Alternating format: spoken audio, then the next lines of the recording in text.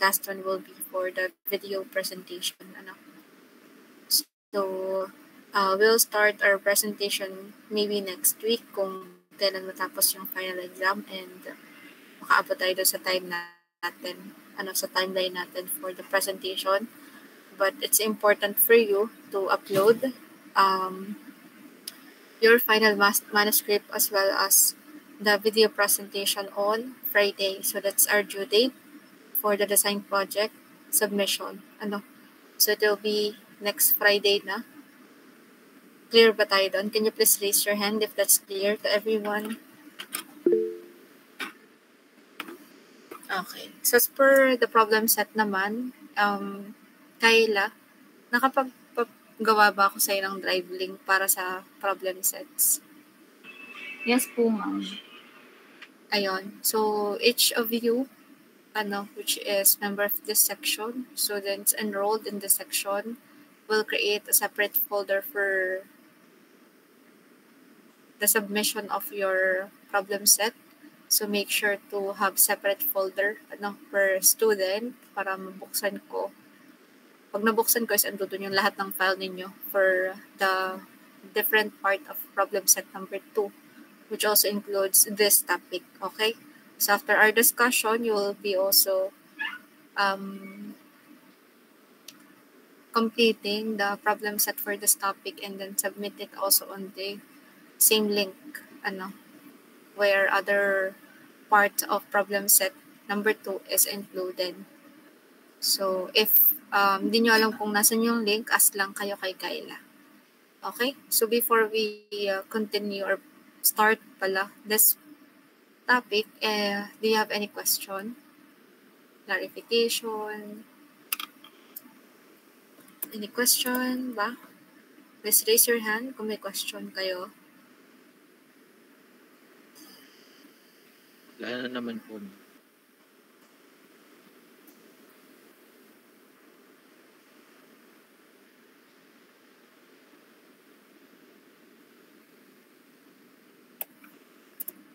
Okay, so if you don't have any question, please raise your hand if my audio is clear para makapag-start tayo.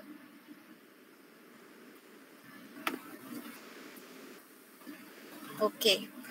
So this is the last topic that we have in the subject, refrigeration systems, or coverage of this coverage natin for the final exam is the multi-stage refrigeration system, which includes the multi-pressure, multi-evaporator, and cascade system. And then we have this air cycle refrigeration system. So from the cycle, from the title itself, from the previous refrigeration system that we have discussed, the vapor compression cycle, and different multi-stage vapor compression cycle. From there, we use refrigerant, wherein those refrigerant undergoes phase change. So in this topic, we'll be using air as a refrigerant. So as you can see naman, air is in gaseous phase lang kahit na uminit man siya o lumamig. So we have no latent heat to be added. So what we have here is sensible heating.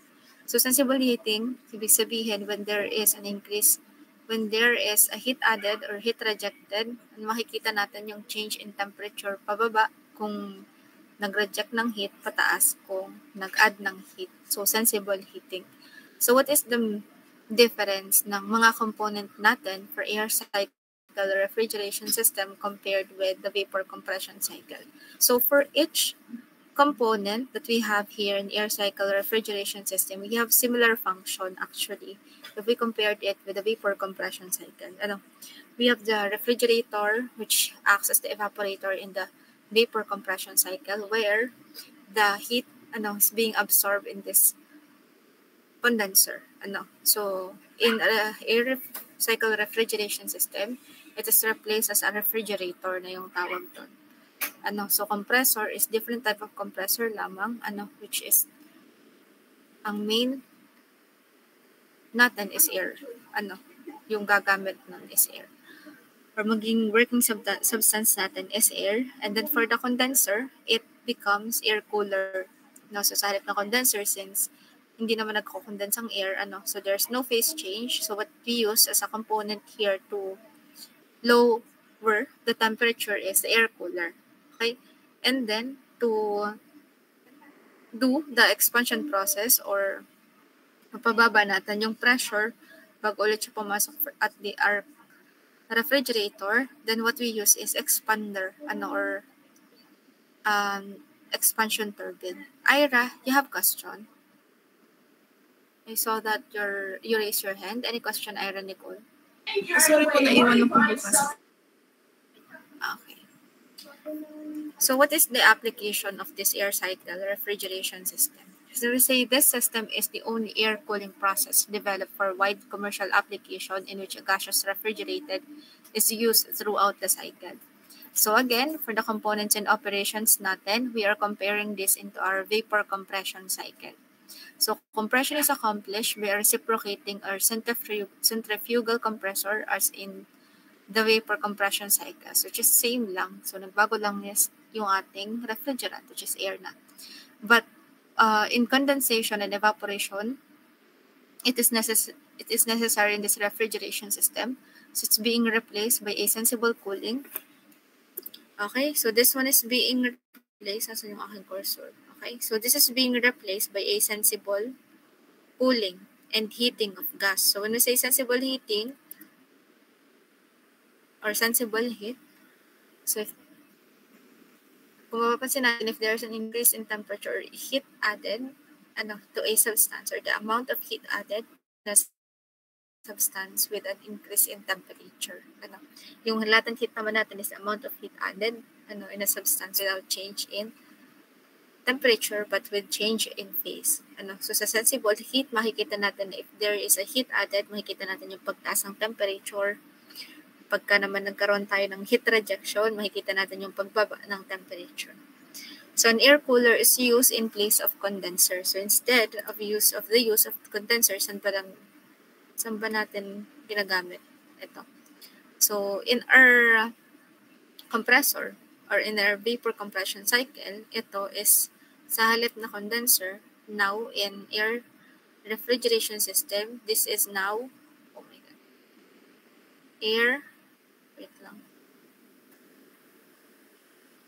air cooler na yan. So this is the refrigerator, which is yung tawag natin or yung function or itong component na to in the vapor compression cycle is a evaporator. Is an evaporator. Okay? So one component also that changed with the use of air cycle refrigeration system is that sa halip na we have expansion valve, what we use is expander or turbine. So expansion valve, as you can see here, is replaced by an expansion engine or turbine. So that's the main changes in terms of the components of an air cycle refrigeration system. So its component or its function is the same, to maintain a certain temperature in the refrigerator, pero yung nabago sa atin are the components which is aligned with our refrigerant, which is air, yung refrigerant natin here. So compared with the vapor compression cycle, as you can see there, we have there a change in phase, without change in temperature, which is yung constant, constant heat addition in the refrigeration cycle or in the evaporator. So dito meron tayong constant temperature but with constant pressure pala. Constant pressure heat addition. But in our pH diagram, we can see that the heat that is being added is added even if magkaroon tayo ng same temperature lang. So nagkakaroon tayo ng phase change from wet mixture, nagiging saturated vapor na siya. So in here, makikita natin yung increase ng temperature, which is clearly shown here in our TS. So this one is TS diagram. So as you can see, from state point 4 to 1, there is an increase in temperature due to the heat absorbed in the refrigerator. So there is an increase in temperature. Okay, so para mas maliwanag sa atin, yan. Discuss muna natin the application of this air cycle system. So this is ideally suited for use in aircraft. Because it is light in weight and requires less space than the vapor compression cycle. So one disadvantage of the air cycle is that it is not as efficient as the vapor compression cycle. So can you please read the second bullet, John Remar? The second bullet. Air cycle refrigeration may be designed and operated either as an open or a closed system. In the closed or dense air system, the air refrigerant is contained within the piping air components part of the system at all times, and with the refrigerator usually maintained at pressures above atmospheric level. In the open system, the refrigerator is replaced by the actual space to be cooled with the air expanded to atmospheric pressure, circulated through the cold room, and then compressed to the cooler pressure. Such a system is inherently limited to operation at atmospheric pressure in the refrigerator. Okay. So for the different cycles involved or systems involved, processes involved in this air cycle refrigeration system. So let's start with process 1 to 2. So as you can see here, yung process 1 to 2 natin involves compressor. So it involves compression process. So in here, process 1 to 2 natin is isentropic compression. Okay? So we have here isentropic compression. And as you can see here, we have this process 1 to 2. 1 to 2 natin, which is the isentropic compression. So 2 to 3 natin is where air cooler is. Nandito yung air cooler natin, which we have here the constant pressure rejection of heat. And as you can see, we have here horizontal line at constant pressure 2 to 3, constant pressure rejection of heat.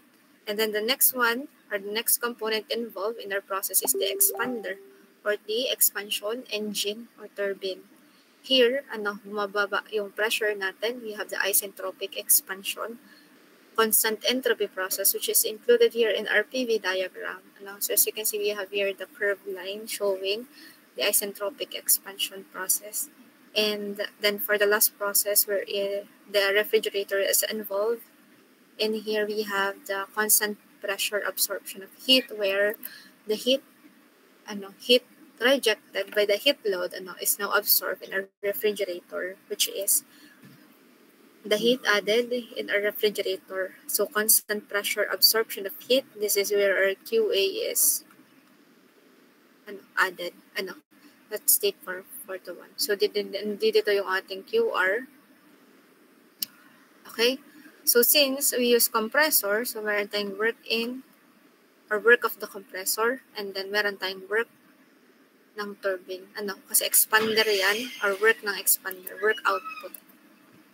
Okay, do you have any question on the different processes involved in air cycle refrigeration system?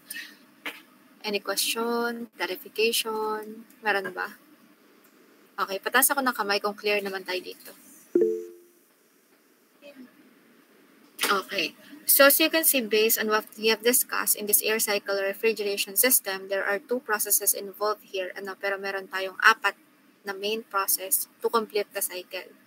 So meron tayong 2 process, which is the isentropic, 2 process of isentropic, and 2 process of a constant pressure.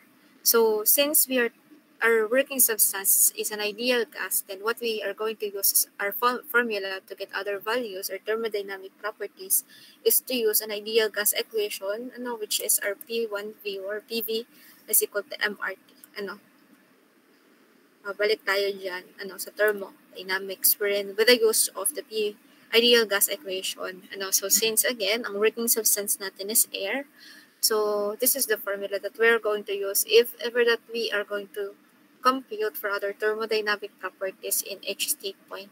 So if you are going to get a thermodynamic property at state point 1, so you just include that P1V1 is equal to MRT1. So kung state point 2 naman, so P2V2 is equal to MRT2. Kung sa state point 3 naman, we have P3V3 is equal to MRT3. And kung sa 4 naman, we have P4V4, tama, is equal to MRT4. So is that clear? Is that clear? Yes po, ma'am.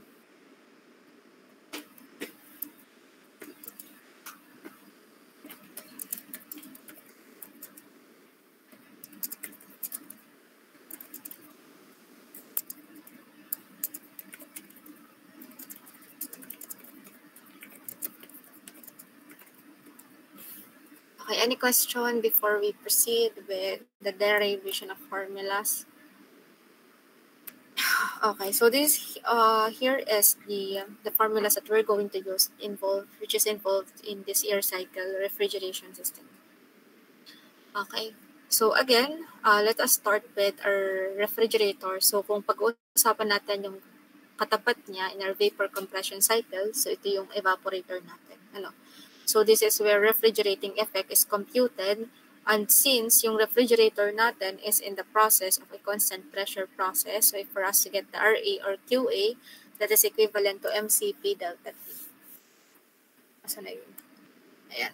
So MCP, okay, mass times CP times change in temperature. So M is the mass flow rate of air in kilogram per second.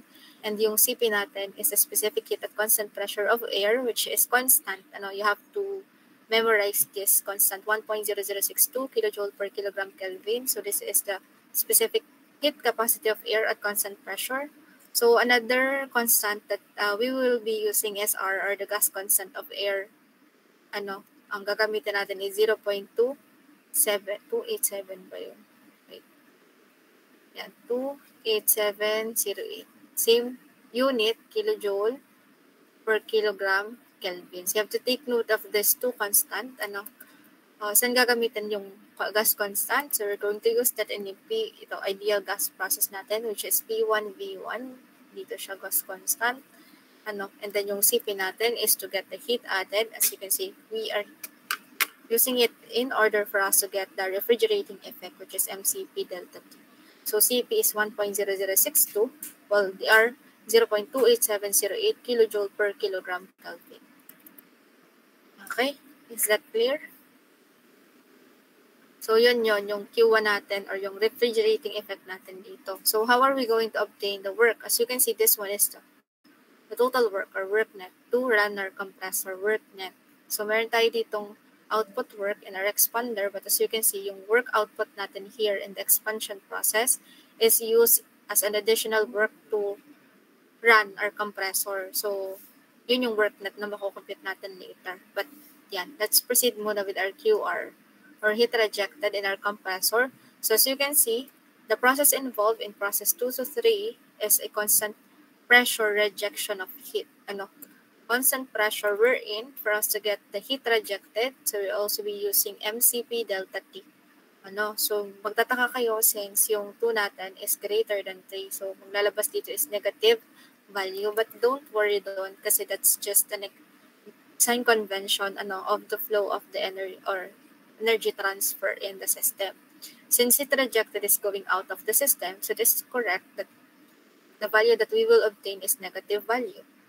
So it's just that is just the flow of that energy in the system. So since that is heat rejected in the system, so what you will obtain is negative value.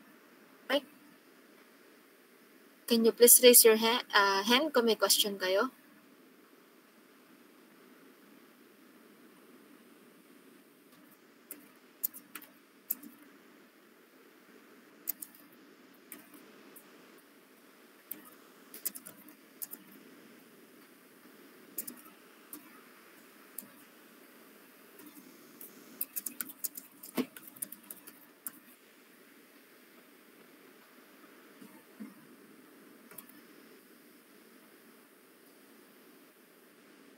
Okay.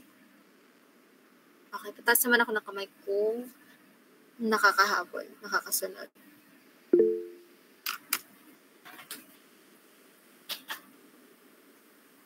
Okay.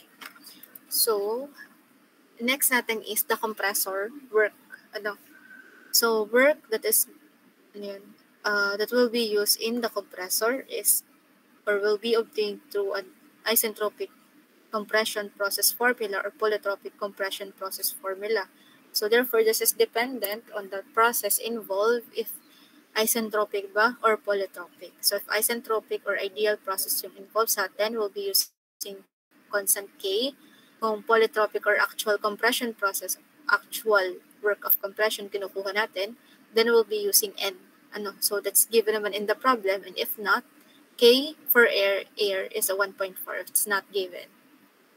Yung constant natin for air is 1.4. Okay? So same, since meron din tayong isentropic expansion process, we'll be using the same formula to get the work, which is the isentropic work of compression pa din yung gagamitin natin, taking into consideration the flow of the process. So in here, we'll be using P4 over P3. Dito naman is P2 over P1. Since sa ating compressor, 1 to 2 yung involved. 1 to 2 process. So ito naman, ang expander process naman natin is 3 to 4 yung process involved. So you have to take note of the values that you're going to use. Okay, tandaan yung formula natin, K over 1 minus K or K over K minus 1, parehas lang yan. Mag-iiba lang yung sa sign convention, but that's the same.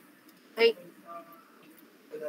P3 V3 multiplied by the quantity P4 over P3 raised to K minus 1 over K minus 1. Okay, so kahit ito mag-interchange yan, sa sayo, lang yan, sa sign convention pa din yan. So yung work, pag work going into the system, ang sign convention ng work natin should be negative yan. Kung ang work is palabas ng system, that ang makuha natin is positive. So meaning, yung work na makukuha natin in the expansion process is positive, yung work na makukuha natin dito is negative. But take note that we're going to disregard the unit that we obtained. Yung gagamitin lang natin is the numerical value to get the net work. So tatanggalin natin kung may negative sign man tayong makuha.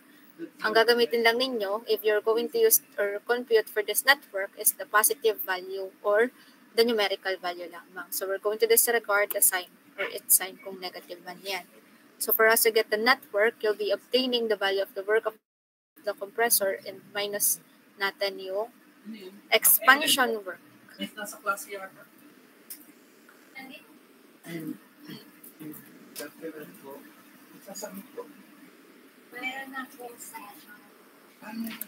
Okay, any question?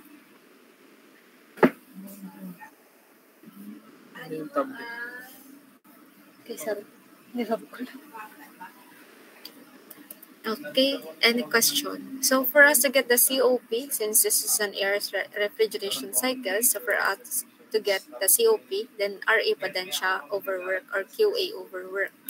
So ang work natin dito, if you will ask, this one is a work net. Itong work na makukuha natin dito. So ibig sabihin, kailangan natin makuha yung work ng compressor and ima-minus natin yung expansion work. Okay? So para makuha natin yung work net for us to get the COP. Any question? Pataas naman ako kung clear tayo dito. Okay, so let us solve this problem. Can you please read this, Leanne?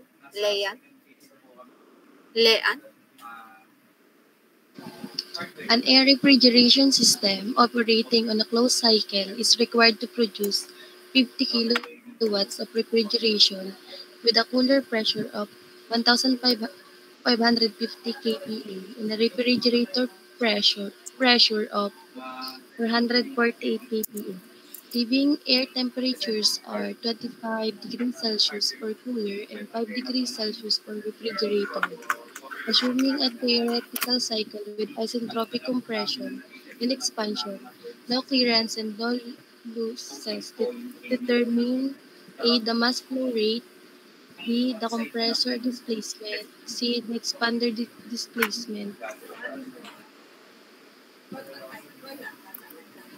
and D. the COP.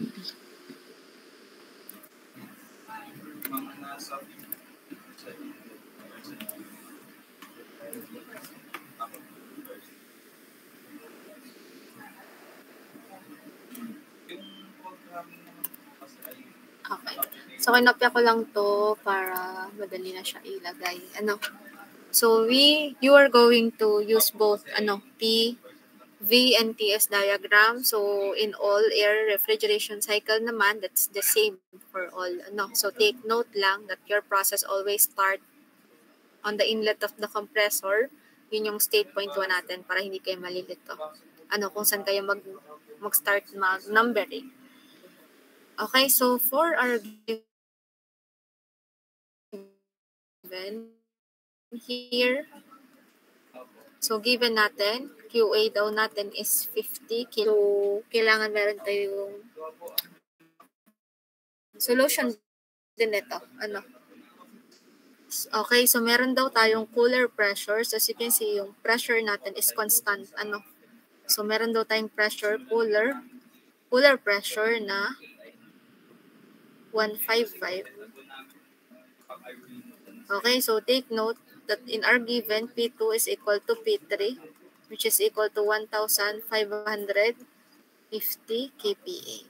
And then, refrigerator pressure natin, so dito yung refrigerator natin, which is at 448 kPa. So, yan. Sundan na lang kasi hindi ko masyado masulat na maayos. So, for P1 is equal to P4, which is equal to 448 kPa.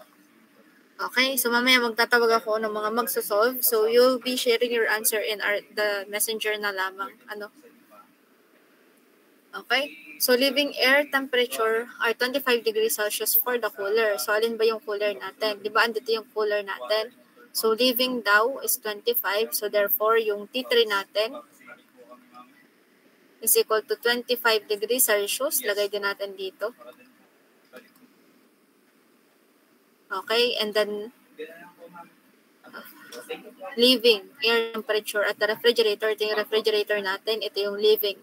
So, T1 is equal to 5 degrees Celsius. So, T1 is equal to 5 degrees Celsius. So, assuming a theoretical cycle with isentropic compression, so ibig sabihin, compression process natin is isentropic, which is ito na yun, no clearance and no losses. So, wala tayong clearance. So, we assume that our volumetric efficiency is 100%. Okay, assume lang natin to since wala tayong clearance volume. Okay, and no losses. So, determine the mass flow rate. So, required sa atin hanapin. Required is to get the mass flow rate. So, for letter B, the compressor displacement. So, alin yung ating compressor displacement? Compressor displacement. C is expander displacement.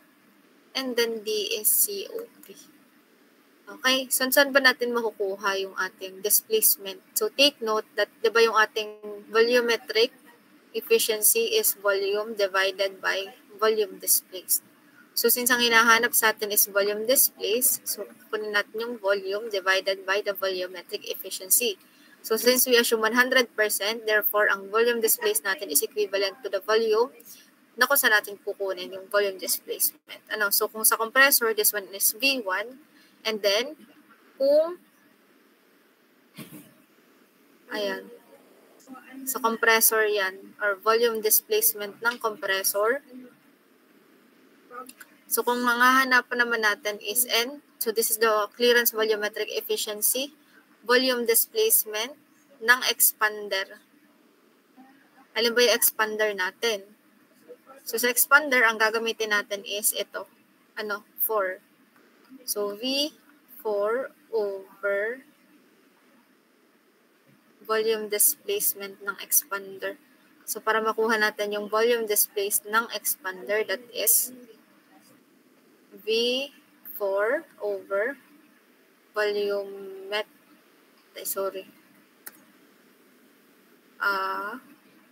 clearance volumetric efficiency. So, saan ang galing yon?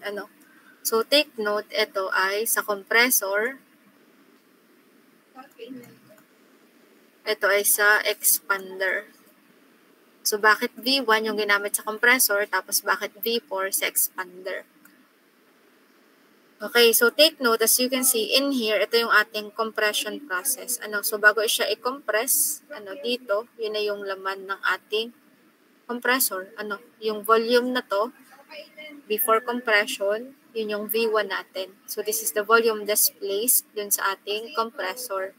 So dito naman, expand, ibig sabihin, ito yung displaced volume kasi ito yung mas malaking volume, dun sa ating expansion process. Okay? Malinaw ba tayo doon? Can you please raise your hand if that's clear to you?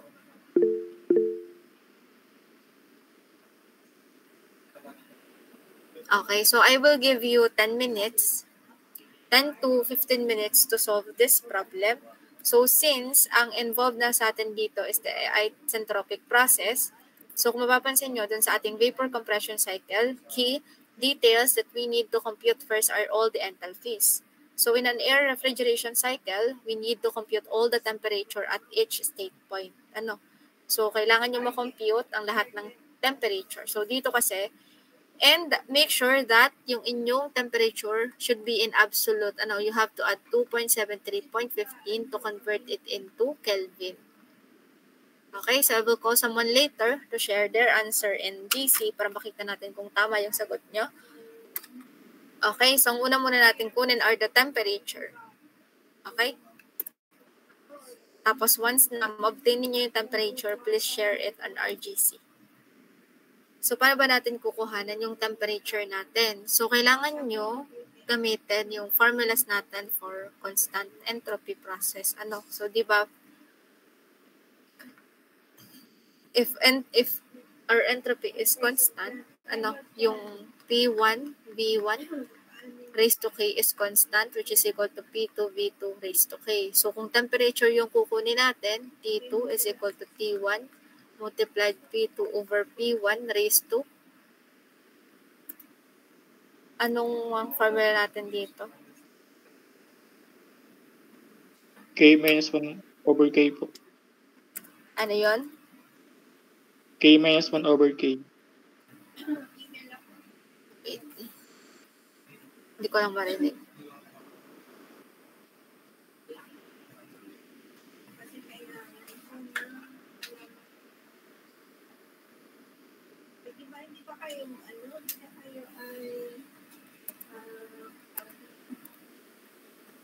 Ano yun? Oh wait, nasan ba ako? Ayan, K minus 1 over K.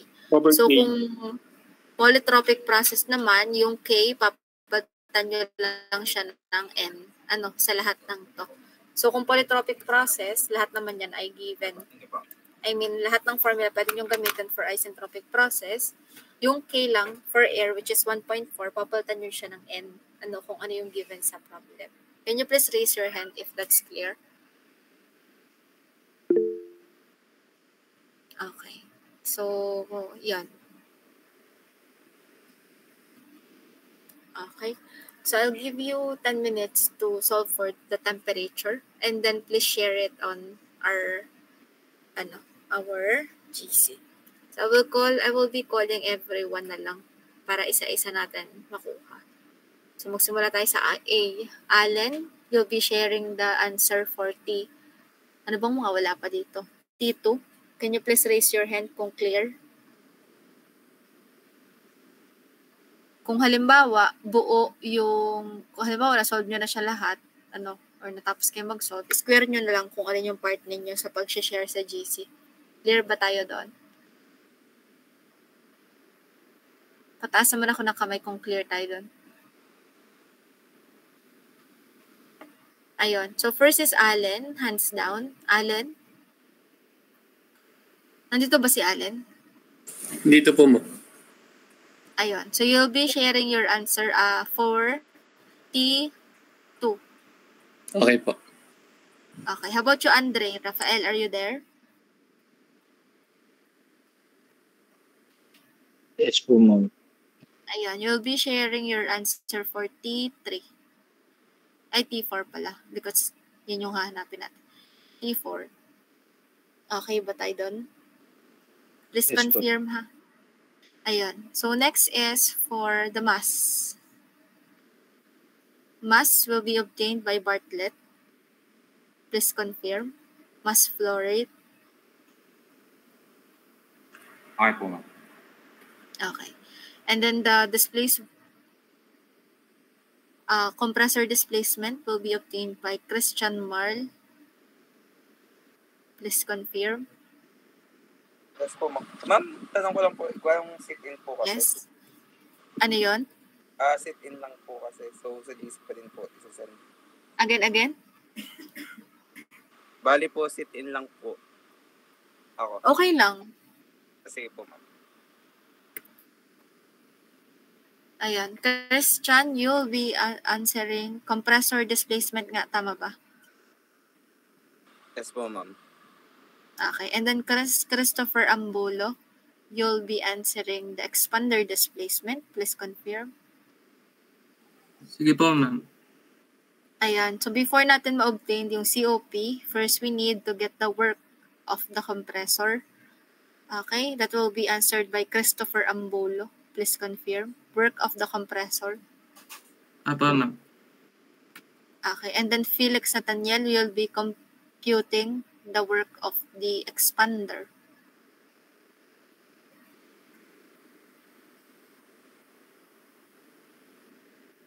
Please confirm. Christopher Ambolo. Andito ka ba? Apo, ma'am. Nandito pa. Ayan. Expander work yung sa'yo, diba? Apa. And then Felix, COP. Felix Nathaniel will be computing for the COP. Please confirm. Nandito ba si Felix? Ayan. Noted po, ma'am. Okay. So, yung mga answer ninyo, you'll be sharing it one by one mamaya. Ready nyo na lang yung crop or screenshot ninyo pag sinabi ko na you have to share your answer. But, ganito na lang. If tapos na, ganito na pala, kapag tapos na, share na lang ako sa GC. And then, isa-isahin na lang natin ang pag-explain later. Okay, so I'll give you 10 minutes, 12 minutes para sakto. And then we'll be continuing our discussion at 3:30.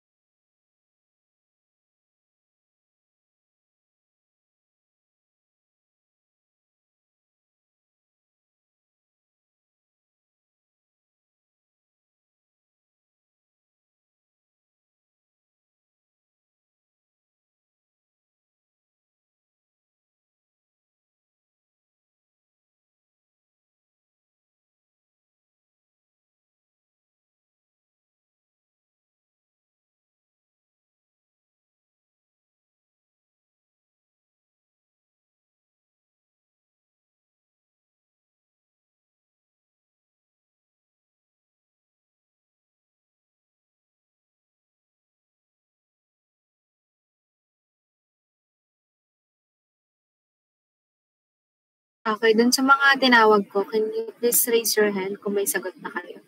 Tataas naman ako ng kamay.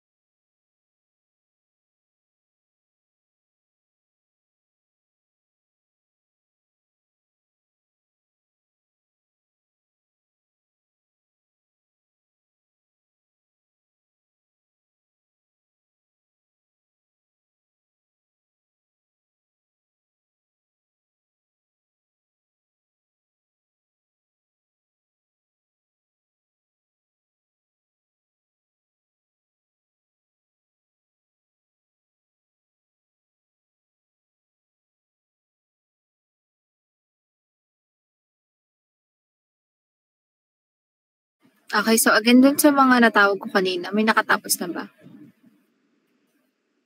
Hello? Clear ba ang aking audio? Patas naman ako ng kamay kung ready nyo ba ako.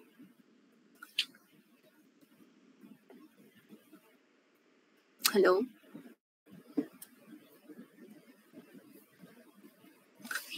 Audible po, ma'am. Ano ba yan?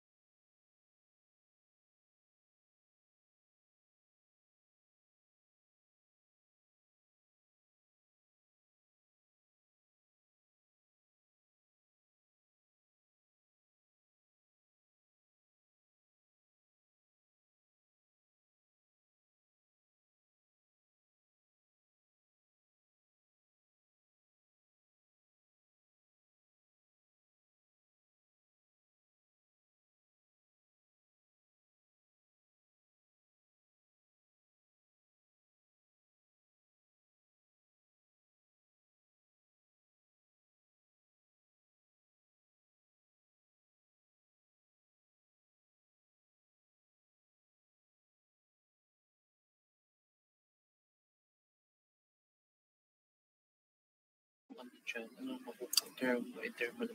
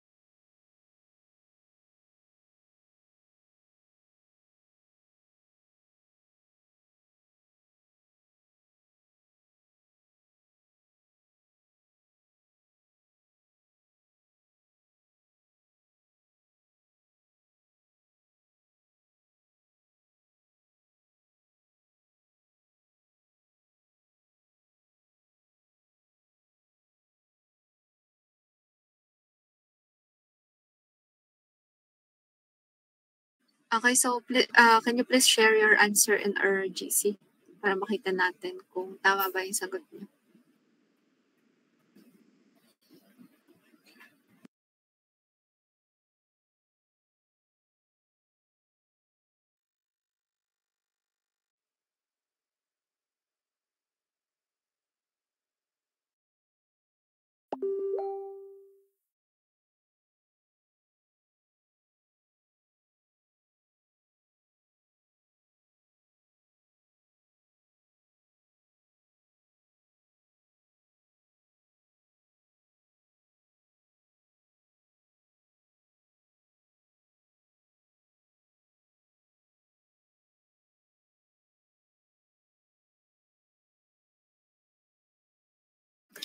Okay, how about the next one, yung T3? Ay, meron na din pala. T4, we have 209, that's correct. So, about T3. So, ginamit na siya dito. Ay, T1 pala. T4. T2, yung isa. Sino naka-assign dun sa T2? Please share your answer here in RGC. Okay, so if we're going to get the mass for decimal places, we will obtain 0.72 kilogram per second. But this is correct. Ano? Okay, how about the compressor displacement and the expander displacement? Sino ba naka-assign doon? Yes, Bartlett, Christopher Andre, do you have question? Yung mga nakataas yung kamay.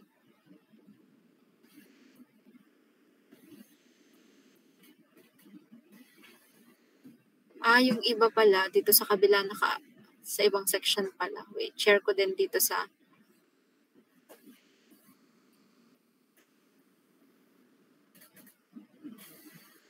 hirap pala. Wait. Okay. Wait, share ko lang dito yung sagot nung galing 3113. Tapos ganun din yung tapos mamaya, yung full na solution na yung i-share ko dito sa kabilang section. Ito yung mga naka-assign sa na 3113 na section. So, meron ditong answer for T2, 396. 396. Okay, that's correct.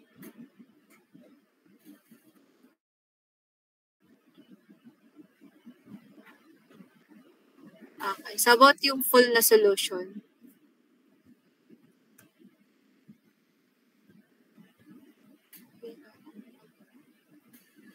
Okay, so meron tayo ditong COP. Baliktad na to.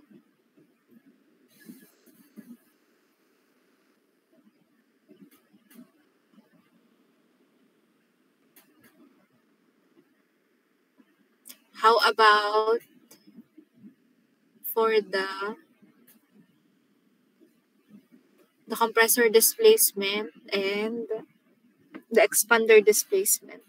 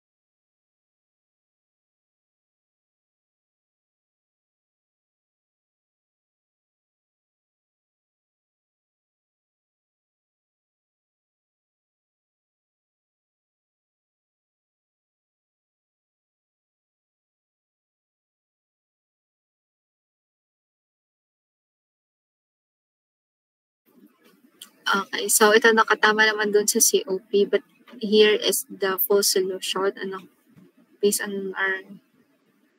Pero pag 4 decimal places, tama to 2.3526 yung COP natin. If you wanted to get all yung full solution natin, so here, ito na yun.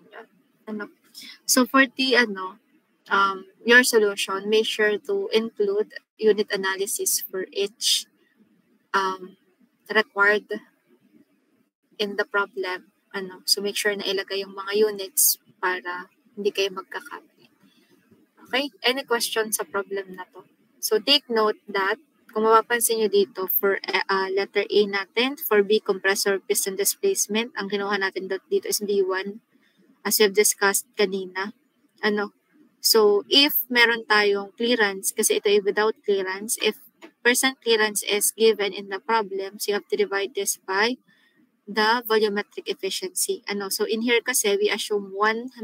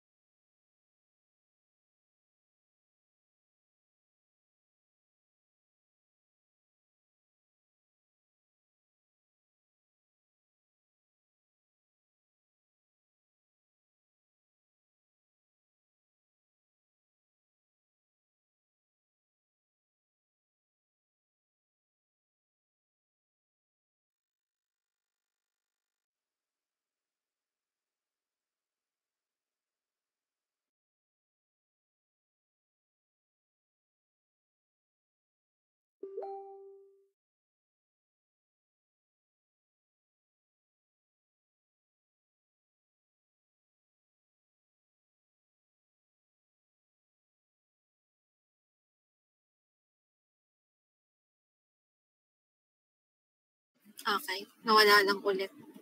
Mahina lang internet dito sa school. Pero pataas naman ako ng kamay dun sa may question sa problem na to. Any question, clarification? Clear na ba audio ko? Kayla? Clear na po. Naririnig na ba ako ulit? Yes po.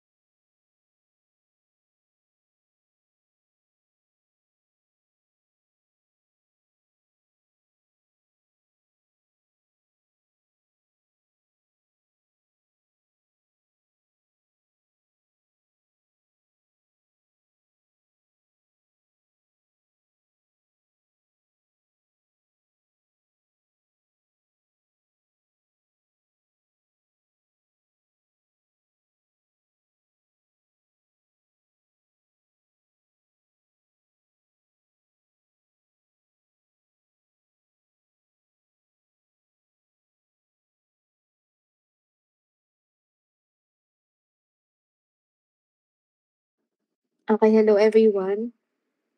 Ayan. Clear na ba audio ko ngayon? Yes po, ma'am. Ayun, napuputol-putol lang, pero nakuha niyo ba yung problem natin? Number 1. Pataas naman ako sa may mga question. Ayan. Pataas naman ako doon sa mga nakagets naman ng problem natin.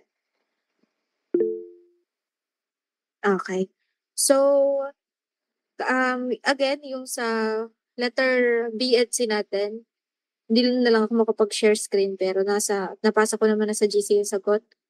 Okay, so for the compressor displacement and the expander displacement, we are going to assume V1 and V4 as the compressor displacement since wala tayong clearance volume. If meron tayong clearance volume, then we need to compute for the volumetric efficiency and we have to divide it with the volume that we have obtained to get the volume displacement. So kaya lang natin hindi siya dinivide since we assume 100% yung ating volumetric efficiency. So we have to divide it by 1 lang. But if meron tayong volumetric efficiency, so mas magkakaroon tayo ng value ng displace or ibang value ng volume displacement. So for the problem set natin for this topic, you'll be solving the second problem and the 2 problems on the last slide. So bali 3 problem yung para sa discussion natin ngayon. Okay? So, may question ba kayo? So Wala again, naman po, submission. ma'am. Okay, thank you. So again, yung submission natin for our design project will be on Friday. And then problem set natin will be on Saturday. Yung problem set, you can ask Kayla for the Google Drive link. Kung saan kayo magsasubmit ng problem set. And then yung design project naman, I'll be the one who will provide the link. So I will upload it doon sa GC yung link natin. And then please submit before due date, on or before our due date. So due date natin is on Friday. So make sure to submit it on or before Friday. Anytime on Friday. Okay? Any question before tayo mag-end ng meeting natin ngayon? So pataas naman ako ng kamay kung clear yung discussion natin today.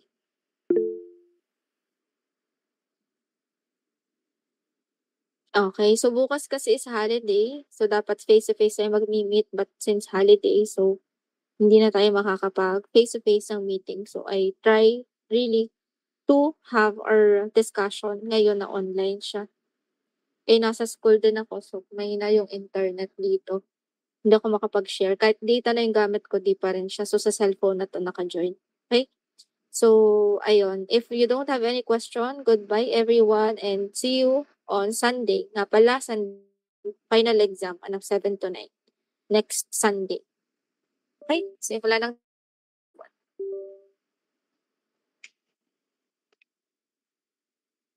Thank you po, ma'am.